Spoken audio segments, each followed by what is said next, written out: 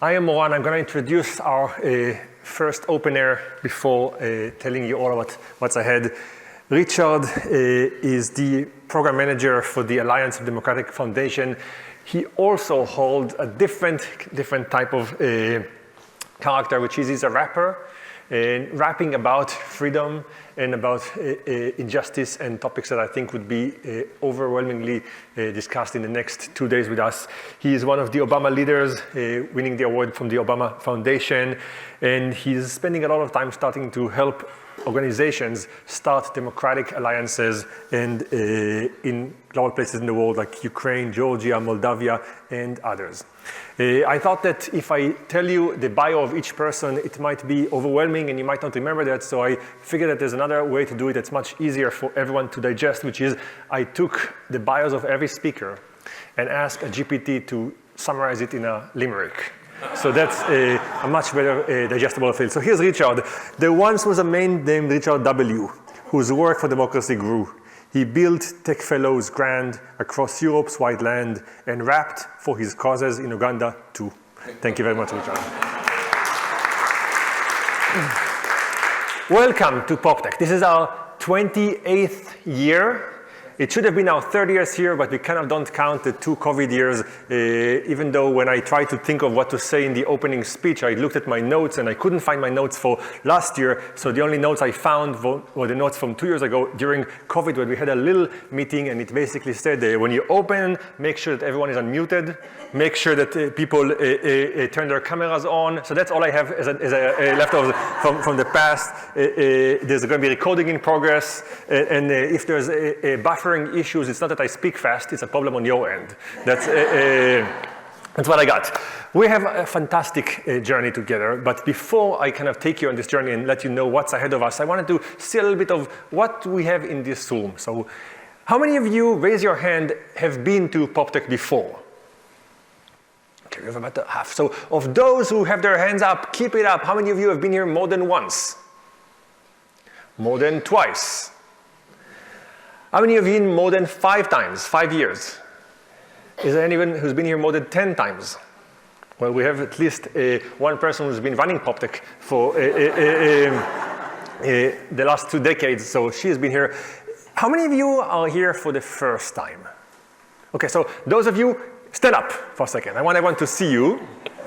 Now so we try to make PopTech not just an adventure where you guys are kind of broadcasted at and you're looking, but actually that you get to talk to each other. So here's what's going to happen. You stand up, all the people near them who have been here before, this is your 1 minute to get to know them and get something to know about them. So we don't want to feel lonely, we don't want to feel like they are welcomed. So here they are standing. You know that I love at first sight. This is your first sight. You now know how they look. I'm going to give you a minute on my clock. Catch one of them, introduce himself, get their name. I'm going to brief you and ask you about them in a minute. Let's begin. All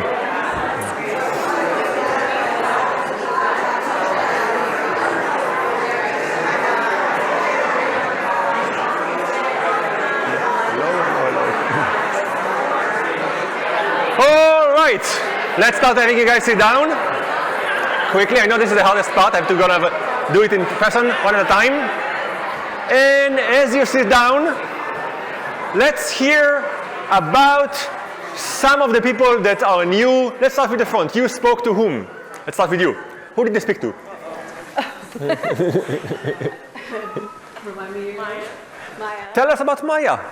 Maya comes from Los Angeles, and she works with kind of developing underprivileged, I guess, youth to give them skill sets to come into the world with them. One fantastic. Yeah. Thank you. Nice to meet you, Maya. Someone from this side. Who met someone new on this side and wants to share with us something about them?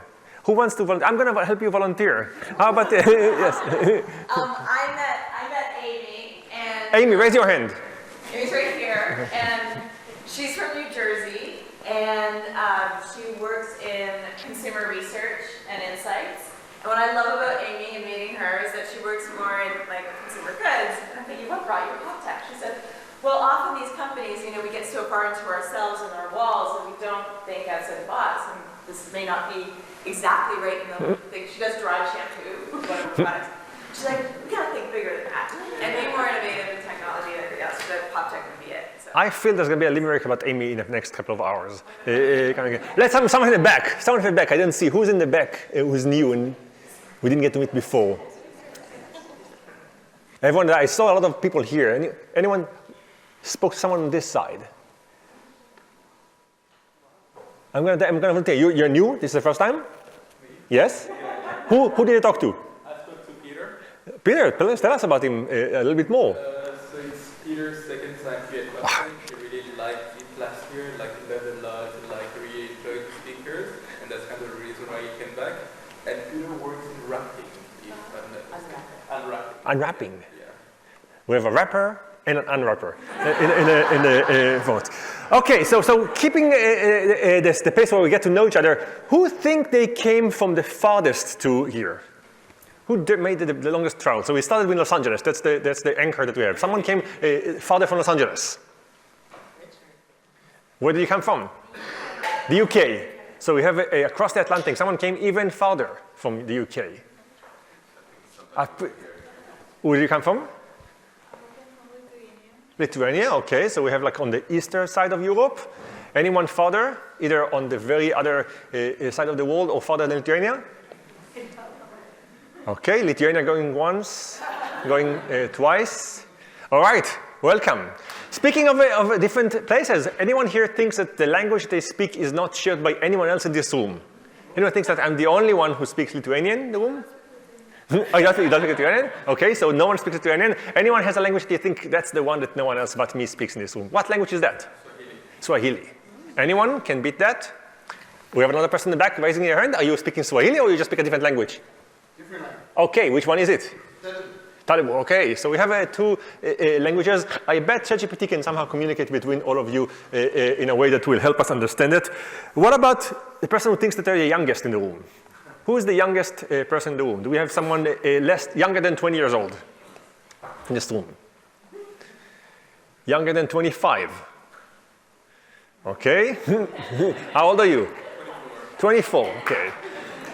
Younger, well-traveled, nice to meet you. And we know a lot about you because you already were introduced to Peter and he knows the background story. I think that you're going to also appear in a limerick in the next couple of hours. I have a sense of that.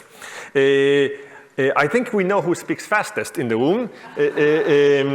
How about the different vibe of the experience? We're trying every year to learn from the past, and one of the things that we always try to do better at is give people a chance to not just listen, but also talk to each other. So we create a lot of opportunities for people to spend time in conversations, to actually have conversations with the speakers. Tomorrow we're going to have debates and some activities that will make you go in small groups and interact with other people.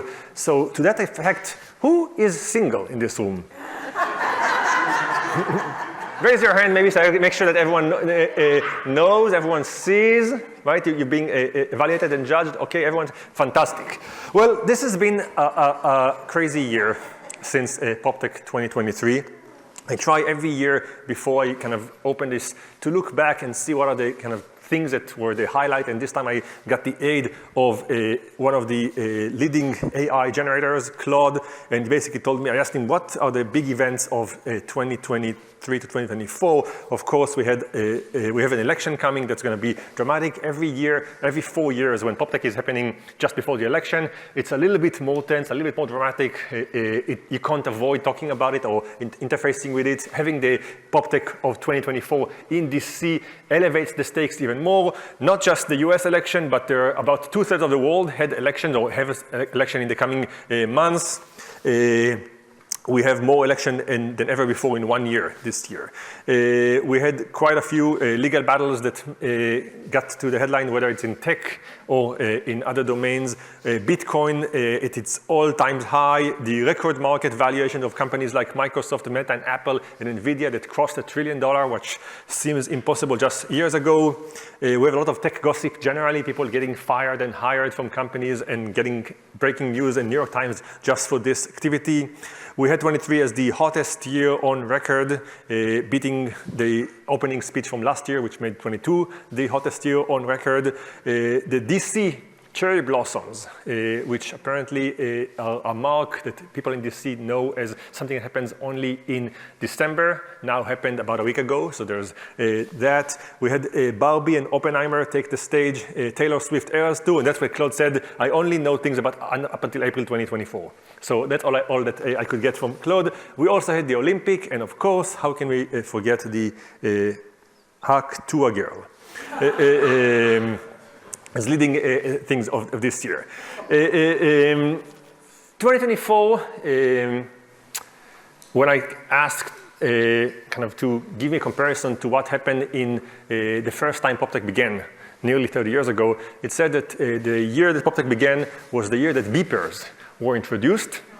And you can think kind of how much technology has evolved between the first time beepers were out there to today. And if you can imagine how things would be in PopTech 48, when we have the same distance from now to the future. The two people who started PopTech back in Maine in the 1980s, John Scully and Bob Metcalf, had a very different life and world where they began.